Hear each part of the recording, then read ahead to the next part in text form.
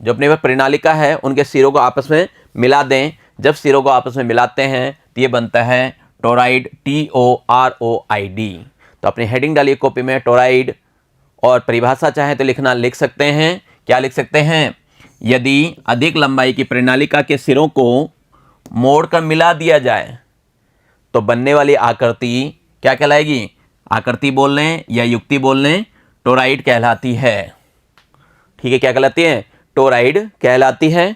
चित्र आप अपने हिसाब से बना सकते हैं, ऐसा भी बना सकते हैं आप, जो कि आपको ओरिजिनल सा नज़र आ रहा है, और जो अपने पास किताब में दिया हुआ है उस तरह का भी बना सकते हैं। इस तरह का होता है ये, है ना, इस तरह भी बन सकता है। यहाँ पे क्या होते हैं? कुंडलियाँ बंधी होती है, घेरे बने होते हैं, इसको हम बोलते हैं टोराइड।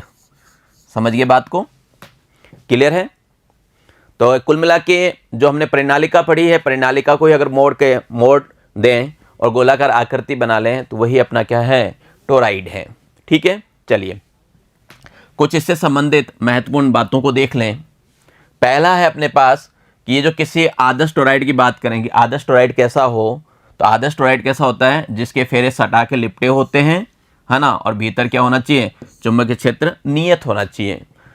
यानी फेरे बिल्कुल पास पास होंगे और उसके अंदर क्या होगा? चुंबकीय क्षेत्र नियत होगा, तो उसको हम आदर्श टोराइड कहते हैं। क्लियर ये बात? ठीक है। दूसरा अपने को ये याद रखना है कि टोराइड के कारण उत्पन्न चुंबकीय क्षेत्र का मान क्या होता है? अंदर और बाहर शून्य होता है। टोराइड के अंदर और बाहर क्या होता है? शून्य होता है। लेकिन इसके जो क्रोड हैं उस पर उत्पन्न चुंबकीय क्षेत्र का मान होता है B बराबर μ0N I धारा है। क्या है? I क्या है? धारा है। तो इसको भी अपने को याद रखना है, ध्यान भी रखना है। तीसरी इसकी बात याद रखनी है कि इसका जो टोराइड के क्रोड पे, भाई क्रोड पे ही उसका कहते हैं चुंबकीय क्षेत्र उत्पन्न होता है, बाकी तो जीरो हो जाता है। तो वहाँ पे जो चुंबकीय क्षेत्र उत्पन्न हो रहा है उसकी जो दिशा होती है वो क्या होता है? टोराइड के वर्त्य पथ के अनुदिश होती है। वो जब पथ बन रहा है, ये पथ बन रहा है ना, इसी के क्या होगी? अनुदिश होगी। तो ये बात भी अपने को ध्यान रखनी है कि टोराइड के क्रोड पर उत्पन्न चुंबकीय क्षेत्र की दिशा टोराइड के वर्त्य पथ के क्या होती है? अनुदिश होती है। चौथा पॉइंट हम याद रखेंगे कि टोराइड को अंतहीन परिनालिका भी कहते हैं। क्योंकि परिनालिका से बनाया है तो इसको एक नया नाम दे सकते हैं आप, अंतहीन परिनालिका। पांचवें पॉइंट की बात करूं तो जो अपने पास चुंबकीय क्षेत्र आया था ना, कहाँ? अंदर और बाहर तो जीरो हो गया था।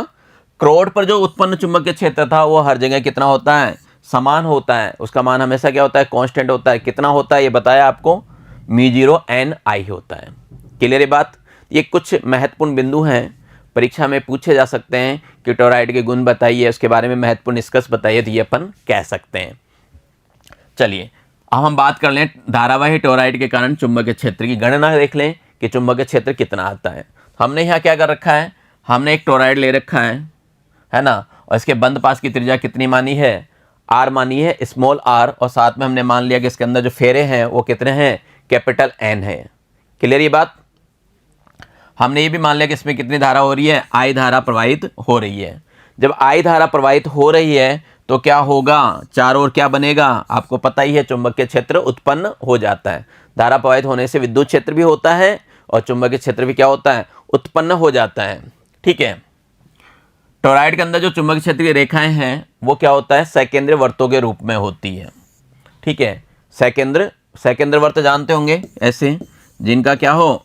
केंद्र एक ही प्राप्त होता हो, तो ऐसे चुंबकीय क्षेत्र की रेखाएं प्राप्त होती है, सकेंद्रीय वृत्त के रूप में होता है। और ये जो सकेंद्रीय वृत्त हैं इनका जो केंद्र होता है वो टोराइड के केंद्र पर ही होता है। समझिए बात को? केंद्र कहाँ होता है? टोराइड के केंद्र पर ही होता है।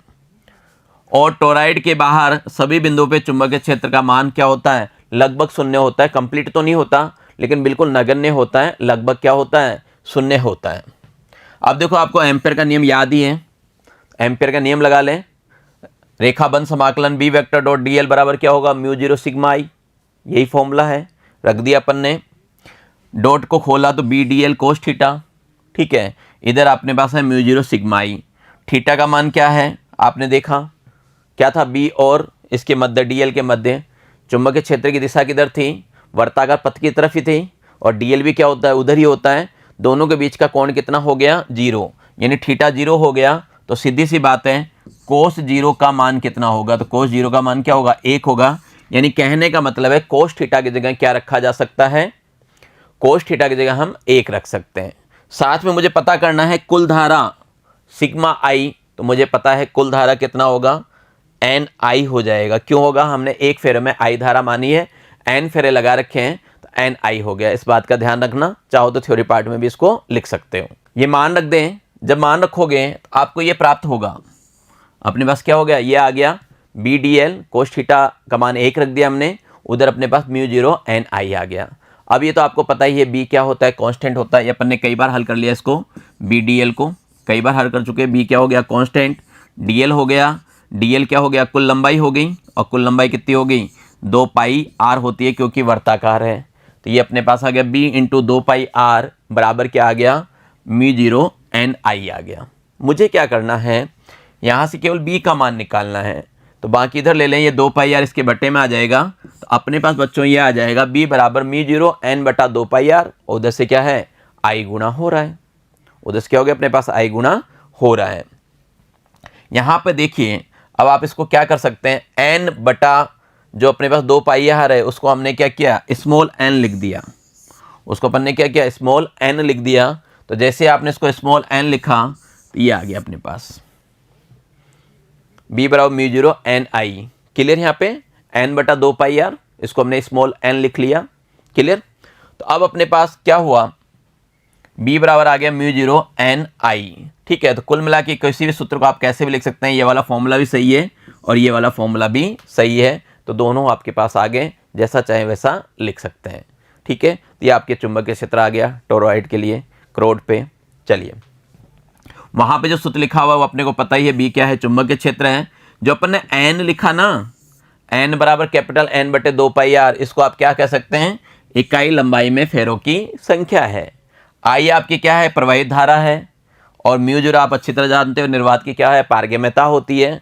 और हम ये भी जानते हैं बी बराबर क्या होता है, म्यू 0 एच होता है। अगर मैं यहाँ से एच निकालना चाहूँ तो ये फॉर्मूला लग सकता है बी बटा म्यू 0, बी का मान है, आप रखना चाहें तो रख सकते हैं, है ना।